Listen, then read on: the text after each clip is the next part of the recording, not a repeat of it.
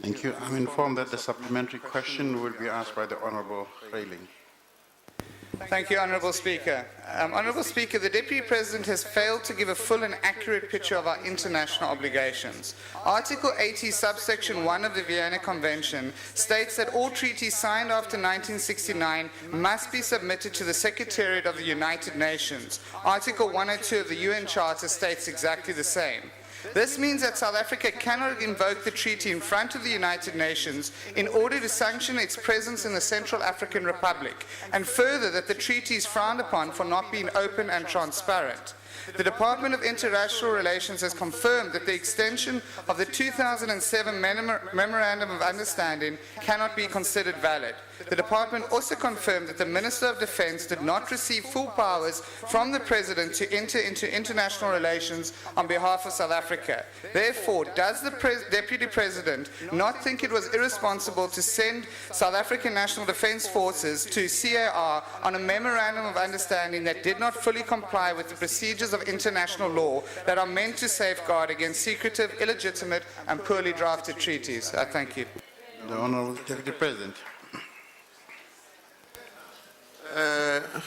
Honourable Speaker, there is a question asked specifically on the Central African Republic. So this follow-up question may actually be in anticipation of the response I'm going to give with regards to that question. But nonetheless, this treaty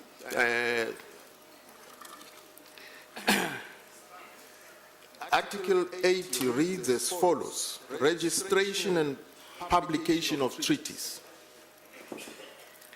Treaties shall, after their entry into force, be transmitted to the Secretariat of the United Nations for registration or filing and recording, as the case may be, and for publication.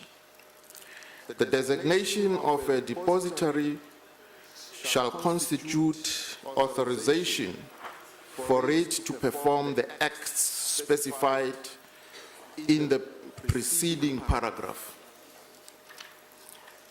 Now, Honourable Member Reiling has read this convention eclectically because he zooms into one section.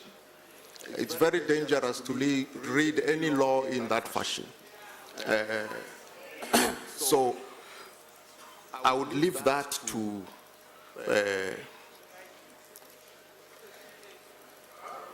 my colleague, Minister Hadebe, to try and explain that this convention, as I said, applies across the board. That is why it's only been acceded to by 45 countries. Thank you.